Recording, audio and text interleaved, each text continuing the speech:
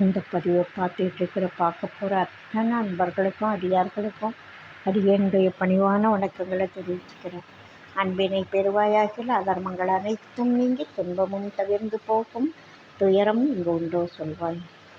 மாணிக்க வாசக பெருமான் மிகச்சிறந்த நால்வரில் சிறப்பாக சொல்லத்தக்கவர். எல்லாரும் சிறப்பானவர்கள். அடியார்கள்னாலே எல்லாரும் தொண்டர்தம் பெருமை சொல்லவும் பெரிதே. அதில் மாணிக்க வாசகருடைய வாழ்க்கை வரலாறு இருக்கே அப்பப்பா, மிக மிக அருமையான சீரிய ஒரு எடுத்துக்காட்டு மக்களுக்கு. ஒரு கிராமத்தில் மதுரையிலேருந்து பக்கத்தில் பிறக்கிறாரு, வளர்றாரு. இளமையில் அவ்வளவு கல்வி கல்வி கல்வி கல்வி ஏகப்பட்ட கல்வி அறிவோட ஒரு வாலிப வயசில் இருக்கார். மன்னர் இதெல்லாம் கேள்விப்படுறாரு, மதுரை ஆண்ட மன்னர். அப்போது கூப்பிட்டு தன்னோட வச்சுக்கிறாரு.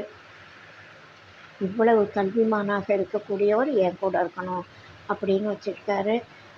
அதுக்கேற்றவாறு இவரும் தன்னுடைய திறமைகளை, தன்னுடைய அறிவாற்றலை மன்னருக்கு, நாட்டுக்கு பயன்படுத்தி நல்ல ஒரு வாழ்க்கையை வாழ்ந்துகிட்ருக்காரு. மரியாதையான வாழ்க்கை. இவருக்கு எல்லா செல்வமும் இருக்குது, எல்லா வசதியும் இருக்குது. மன்னருக்கு துணையாக இருக்கக்கூடிய ஒரு பதவி, சகல மரியாதையும் இருக்குது. ஆனாலும் உள் மனசு இறைவன் அடையணுன்ற எண்ணம் கொண்டவராக இருக்கிறார். அதனால் அவருக்கு ஒரு சில மாற்றங்கள் வரப்போகுது. குதிரை வாங்கணும். ஏதோ பழைய குதிரைகள்லாம் போர் செய்கிறது மன்னர்களுக்கு சாதாரண விஷயம். அப்போ போருக்கு போன குதிரைகளில் ஒரு சிலது பலவித காயங்கள் அடைஞ்சிருக்கலாம், கால் உடைஞ்சிருக்கலாம், முதுமை அடைஞ்சிருக்கலாம். அப்போ என்ன செய்கிறாங்க, அடுத்த போர் வர்றதுக்கு முன்னாடி இதெல்லாம் தயாராக வச்சுருக்கிறது அவங்களோட கடமை, கட்டளை. அதனால் இந்த பராமரிக்கிறவங்க, யானைப்படை, குதிரைப்படை, காலாட்படை, தேர்ப்படை, இதையெல்லாம் தயார் பண்ணி வைக்கக்கூடிய படை தளபதி இருக்காங்க இல்லையா. இப்போ முப்படை தளபதின்னு நம்ம சொல்கிறோம். தரை வழி, ஆகாய வழி, நீர் வழி, மூணும் சேர்ந்து முப்படை தளபதின்னு நம்ம சொல்கிறோம். அப்போது இதே மாதிரி ஒவ்வொரு மன்னர்கிட்டையும் படை தளபதி இருந்தார் இல்லையா. அவர் இதே மாதிரி எல்லா சகல வேலைகளும் அவங்களுக்கு கீழே இவங்க பொறுப்பு இது, இவங்க பொறுப்பு இதுன்னு இருக்கு இல்லையா. அப்போ படைக்கு தேவையான விஷயங்களை சரி செய்து வைக்க வேண்டியது அந்த படைத்தளபதியோட வேலை. அவர் சொல்கிறாரு, கொஞ்சம் குதிரைகளை எல்லாம் நம்ம புது குதிரைகள் வாங்கணும். சில குதிரைகள் ஊனமாக இருக்குது, சில குதிரைகள் முதுமை அடைஞ்சிருக்கு அப்படின்னு சொல்லி மன்னர்கிட்ட சொல்கிறாரு. அதோடு சேர்ந்து இன்னொரு தகவல், கடற்கரையோரம் அரபு நாட்டு குதிரைகள் வந்திருக்குதான், ரொம்ப நல்லா இருக்கான், குதிரையை வாங்கிட்டு வந்தால் நம்ம நாட்டுக்கு ரொம்ப உதவியாக இருக்கும் அப்படின்னு சொல்கிறாரு. இப்போது இந்த மாணிக்க வாசக பெருமான் மிகச்சிறந்த கல்விமான் அப்படின்னு சொன்னோம் இல்லையா. ஒவ்வொரு விலங்கை பற்றியும் ஒரு அறிவு இருக்குது. யானையை அடக்கணும்னா யானை மொழி தெரிஞ்சு எப்படி செய்யணும் அப்படின்றதுக்கெல்லாம் ஒரு தனி கலை. அது ஒவ்வொன்றும் ஒரு ஒரு கலை. அப்போ அந்த மாதிரி குதிரையை பற்றிய அறிவு, அதாவது சாமுத்திரிகா லட்சணம் சாஸ்திரம்னு சொல்லுவாங்க. இந்த மாதிரி குதிரைக்குன்னு சில லட்சணங்கள் இருக்குது, யானைக்குன்னு சில லட்சணங்கள் இருக்குது. அதுபடி அதை போய் பார்த்து வாங்கினா அந்த குதிரைகள் வீரம் உள்ளதாக, ஆற்றல் உள்ளதாக, திறமை உள்ளதாக கிடைக்கும். அதனால் அந்த சாமுத்திரிகா லட்சணப்படி உள்ள அந்த குதிரைகளை வாங்கணும். இதில் இவர் ரொம்ப தேர்ந்தவர். அதனால் மன்னர் என்ன சொல்கிறார், உனக்கு தான் இதெல்லாம் அத்துப்படி, நீ அரபு நாட்டு குதிரைகள் வந்திருக்கு, போய் நமக்கு தேவையான குதிரைகளை வாங்கிட்டு வா, உனக்கு பொன் எவ்வளவு தேவையோ எடுத்துக்கோ அப்படின்னு சொல்கிறார். இவருக்கு இவ்வளவு தேவைன்னா அவர் எடுத்துக்கிட்டாரு, குதிரை வாங்க போகிறார். இப்போ தான் ஒரு மாற்றம் நடக்க போகுது. இறைவன் கருணை வச்சிட்டார் இவர் மேலே. இவருக்கு இறை மேலே நாட்டம். இறைவன் இவரை நாடிட்டார், என் குழந்தையே என்கிட்ட வாப்பா அப்படின்னு. அவர் என்ன பண்ணுறாரு, வாதவூர் போகும்பொழுது அவருக்கு ஒரு மந்திர ஒலி கேட்குது, சிவனுடைய குரல். அந்த ஒலியை கேட்டு அது எங்கே இருக்குன்னு தேடிட்டு போகிறாரு. திருப்பெருந்துறையில் இறைவன் சனகாதி முனிவர்கள் 4 பேருக்கு கல்லால மரத்துக்கு கீழே எப்படி உபதேசம் பண்ணுறாரோ அங்கே அதே மாதிரி அவர் உட்காந்துருக்காரு. 4 பேர் உட்காந்துட்டு உபதேசம் பண்ணிகிட்ருக்காங்க சிவபெருமான். அந்த காட்சியும் அந்த ஒலிப்பும் இவருக்கு அவரை இழுத்துட்டு போய் கிட்ட சேர்க்குது. பார்க்குறார். கொஞ்ச நேரம் கழித்து அந்த காட்சி காணாமல் போகுது. ஆனால் இவர் கண்ட காட்சியும் அந்த ஒலியும் அவருடைய மனசில் கேட்டுக்கிட்டே இருக்குது. அது திரும்ப திரும்ப திரும்ப கேட்கணுன்னு ஆசையாக இருக்குது. சிவபெருமானை தேடுறாரு, காணும். அவர் காட்சி கொடுத்துட்டு மறைச்சிட்டார். அங்கே தேடிட்டுருக்கார். அதுக்கப்புறம் அந்த எடுத்துகிட்டு போன பொண்ணெல்லாம் அங்கேயே தங்கி அங்கே கோவில் கட்டுறாரு. சிவன் இவர் ஆட்கொள்ளணும்னு நினச்சிட்டார்ல. அதுக்கப்புறம் இவருக்கு அந்த ஞாபகம் இருக்குமா? அந்த மன்னருக்கு குதிரை வாங்கணுன்ற சிந்தனையை மறந்துட்டு கோவில் வேலையெல்லாம் அந்த கடத்தங்காய் எடுத்து வழிப்பிள்ளையாருக்கு உடைச்ச கதைன்னு மன்னர் குதிரை வாங்க கொடுத்த காசை எடுத்து இவர் தன்னிஷ்டத்துக்கு கோவில் கட்டிகிட்ருக்கார். ஏன்னா பாக்கியெல்லாம் மறந்தே போச்சு. இவர் தன்னிஷ்டத்துக்கு இதை பண்ணிகிட்ருக்காரு. அந்த அளவுக்கு இறைவன் ஆட்கொண்டுடுறார். அதாவது மற்ற எண்ணங்கள் போய் அந்த இறை நாட்டத்தோடு மட்டுமே இருக்கும்படியாக பண்ணுறாரு. இன்னை வரைக்கும் அதுக்கு சமமாக ஒரு கோவில் அந்த கொடுங்கைகள் அப்படின்னு சொல்லுவாங்க. அது யாரை வச்சு இவர் கட்டினாரோ இறைவனுக்கு மட்டுமே வெளிச்சம். அந்த கல்லில் செய்யப்பட்ட அந்த சிற்ப வேலைகள் வேறு எங்கேயும் செய்ய முடியாது. சிற்பிகளை கூப்பிட்டு ஏதாவது வேலை இட்டால் கூட அந்த கொடுங்கை செய்கிற வேலையை நாங்கள் செய்ய மாட்டோம், எங்களால் முடியாதுன்னு சொல்லக்கூடிய அளவுக்கு மிக நுட்பமான கல் தச்சர்களை வச்சு வேலை வாங்கியிருக்காரு. இறைவனுடைய திருக்கருணை அதை வாங்கியிருக்காரு. அப்போ எல்லாரும் போய் இவர் குதிரை வாங்க போனால் மன்னர் இவ்வளவு பொண்ணு எடுத்துகிட்டு போகிறவர் கூட நிறைய பேர் போவாங்கல்ல. அப்போ அவங்கெல்லாம் அவர் என்னங்க மன்னர்கிட்ட சொல்கிறாங்க, அவர் குதிரை வாங்க போகல, குதிரை விற்கிற இடத்துக்கே போகல, அவர் இங்கேயே தங்கிட்டாரு அப்படின்னு சொல்கிறாங்க. கோவிலில் செலவு பண்ணிகிட்ருக்காரு, நீங்கள் கொடுத்த அரசு பணத்தை எல்லாம் அவர் தப்பாக பயன்படுத்திகிட்ருக்காருன்னு சொன்னோடனே அரசு கஜானாவிலேருந்து அவர் எடுத்துகிட்டு போன காரணம் வேறு, மன்னர் கொடுத்தது வேறு, இப்போ அவர் பண்ணுறது வேறு. அப்போ அரசு குற்றம் இல்லையா? மன்னரை மதிக்கலைன்ற ஒரு குற்றம் இல்லையா? சொன்ன வேலையை செய்யலைன்ற குற்றம் இல்லையா? அப்போ மன்னர் கொஞ்சம் தயங்குறாரு, இவர் தண்டிக்கணுமா வேணாமான்னே தயங்குறாரு. இருந்தாலும் கேட்டு தெரிஞ்சுக்கிட்டு செய்வோம் அப்படின்னு செய்கிறாரு.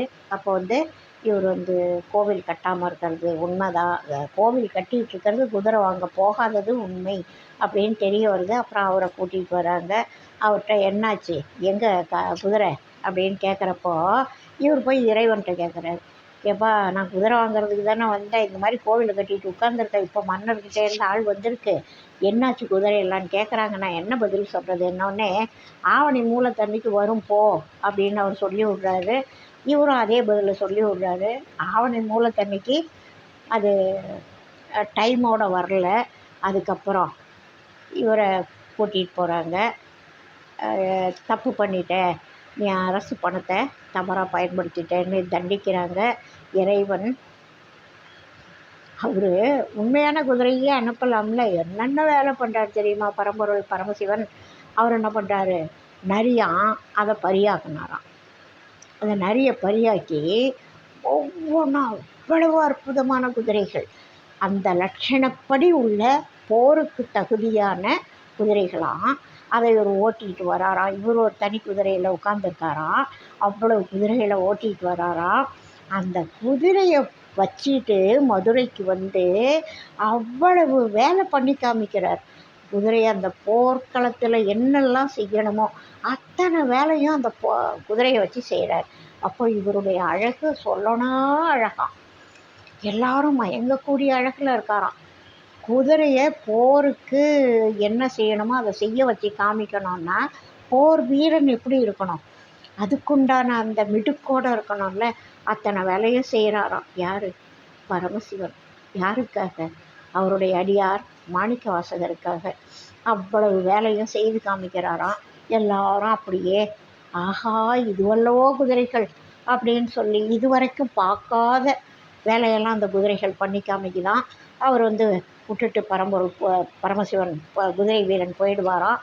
குதிரையெல்லாம் கொண்டு போய் லாயத்தில் கட்டுவாங்களாம். இரவாச்சான் எல்லாம் மறுபடியும் முன்னாடி இருந்த மாதிரியே நரி ஆயிட்டுதான். ஏற்கனவே இங்கே இருந்ததில்ல அரண்மனையில் குதிரை லாயத்தில் அந்த குதிரைகளை எல்லாம் கடித்து துவம்சம் பண்ணி அட்டகாசம் பண்ணி ஓலமிட்டு நரி ஊளையிடும். இரவு நேரத்தில் ஊளையிடும். அதுபோல் இவங்க குதிரைகளாக இருந்ததெல்லாம் நரியாகி எல்லாம் ஊளையிட்டு அரண்மனையை விட்டு காட்டுக்கு ஓட போய் அட்டகாசம் மதுரையே கதி கலங்குது. அந்த ஊளை சுத்தம் மதுரையே கலக்குது. அதுக்கப்புறம் திரும்ப வாத ஊராருக்கு தண்டனை. அப்புறம் இப்படி நீ ஏமாற்றிட்டியே அப்படின்னு சொல்லிட்டு சுடுமணலில் நிற்க வைக்கிறாங்க.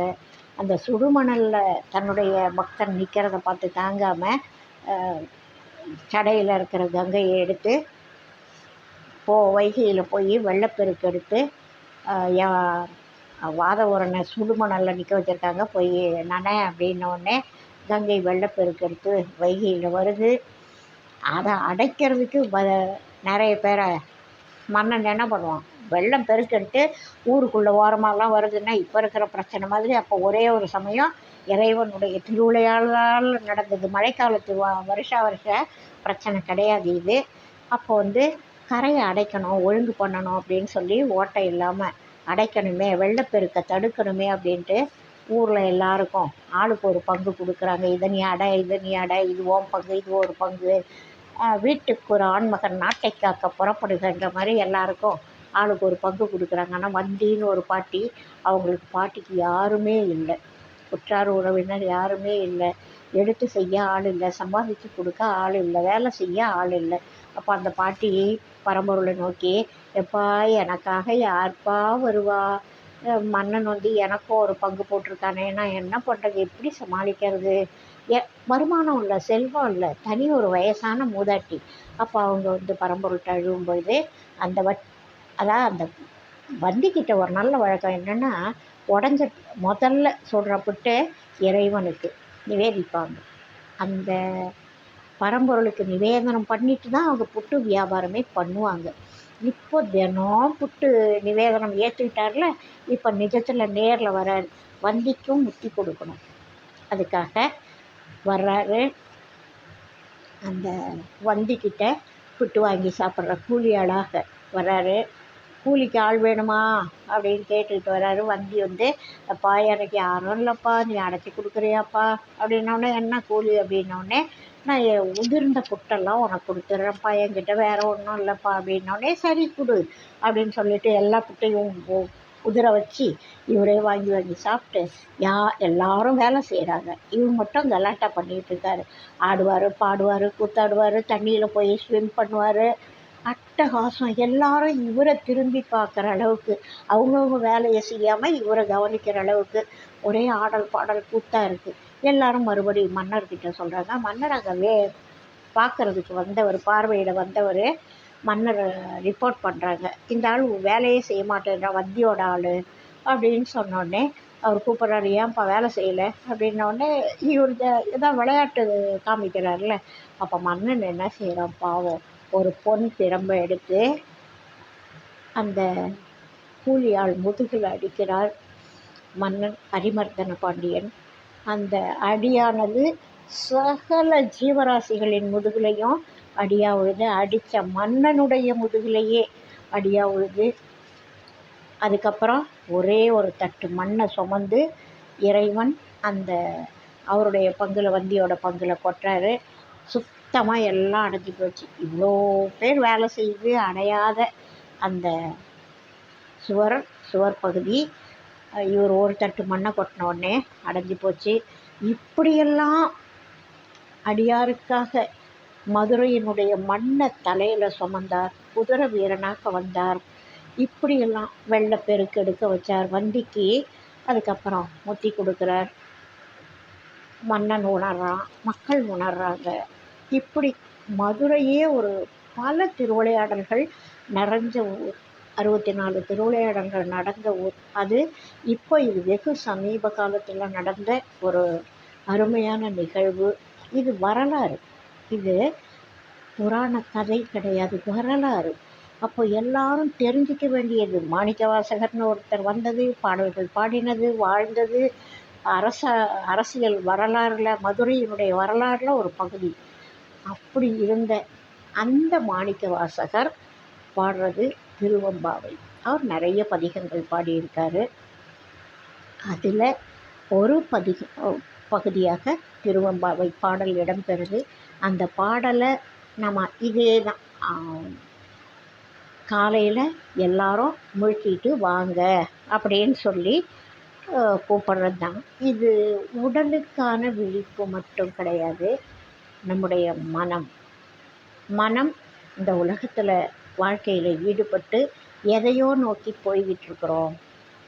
உண்மை எதுன்னு தெரிஞ்சுக்கோங்க. இறைவனை நோக்கி நம்முடைய கவனத்தை திருப்பணுன்றதுக்காக பாடப்பட்ட பாடல். இந்த பாடல்களையும் வெகு அருமையான பாடல்கள். எல்லா பாடல்களையும் தினம் பாடும் பொழுது நம்முடைய மனசு இறைவனை நோக்கி ஈடுபடும் அப்படின்றதுக்காக அவங்க நமக்கு வழிகாமிச்சிட்டு போயிருக்காங்க. இதை பாடுங்க, இந்த மனசை இந்த கருத்துக்களை உங்கள் மனசில் ஏற்றுங்க அப்படின்றதுக்காக சொல்லி கொடுத்துட்டு போயிருக்காங்க. அந்த பாடல்களை நம்ம தினம் ஒரு பாடலாக பார்ப்போம். திருவெம்பாவை அப்படின்னு பேர். ஆதியும் அந்தமும் எல்லாரும் பெரும் ஜோதியாம் பாட கேட்கையும் வாழ்த்தடங்கண் மாதே வளருதியோ வன் செவியோ நின் செவிதான் மாதேவன் வார்கழல்கள் வாழ்த்திய வாழ்த்தொலி போய் வீதிவாய் கேட்டலுமே விம்மி மெய் மறந்து போதாரமளியின் மேல் நின்றும் புரண்டிங்கன் ஏதேனுமாகாள் கிடந்தாள் என்னே ஈதே என் தோழி பரிசேலோரெம்பாவா அப்படின்னு சொல்லி காலை நேரத்தில், விடியல் நேரத்தில், நம்ம பிரம்ம முகூர்த்தத்தில் இதை பாடி பரவணும்.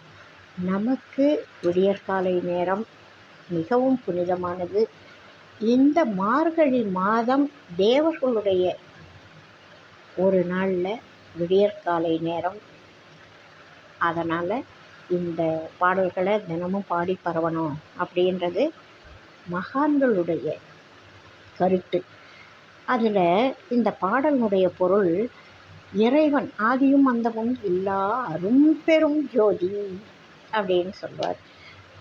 இறைவனுக்கு, பரம்பொருளுக்கு, சிவபெருமானுக்கு ஆதியும் கிடையாது, அந்தமும் கிடையாது. எங்கே தோன்றினா எங்கே முடிகிறான், யார் எப்போ தோன்றினா, டேட் ஆஃப் பர்த்து சர்டிஃபிகேட்டெல்லாம் இருக்கான்னு அவருக்கு, மற்றவங்களுக்கு எல்லாருக்கும் பிறந்த கதை தெரியும். சிவனுக்கு பிறந்த கதை ஏது இல்லை. அவருக்கு ஆதியும் கிடையாது, அந்தமும் கிடையாது. பெரும் ஜோதி. எப்போ அயனுமாலும் தேடிட்டு போனப்போ என்ன ஆனார்? பெரும் ஜோதியாக அண்ட சராசரத்துக்கும் விரிஞ்சு நின்றார். அதனால தான் தேடி போனவங்களால அடிமுடிய காண முடியாமல் வந்தாங்க. அவர் இங்கே இருக்காருன்னு தெரிஞ்சிருந்தா அடி எங்கே முடி எங்கேன்னு இவங்களுக்கு தெரிஞ்சிருக்குமே.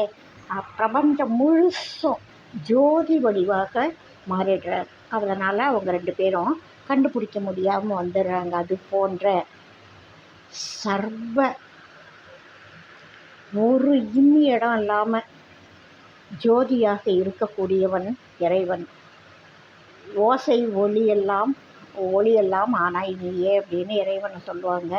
அங்கிங்கெனாதபடி எங்கும் பிரகாசமாய் ஆனந்த பூர்த்தியாகி அருளோடு நிறைந்தது தன்னருள் வெளிக்குளே அகிலாண்ட கோடியெல்லாம் தங்கும்படிக்கு இச்சை வைத்து உயிராய் தழைத்தது அப்படின்வார் தாய்மான சுவாமிகள்.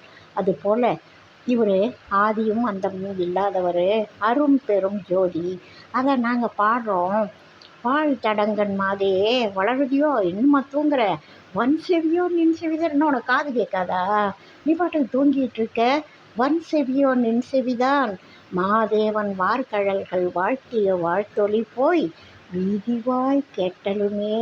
இறைவனுடைய அந்த கால் சிலம்புகள் உனக்கு கேட்கலையா?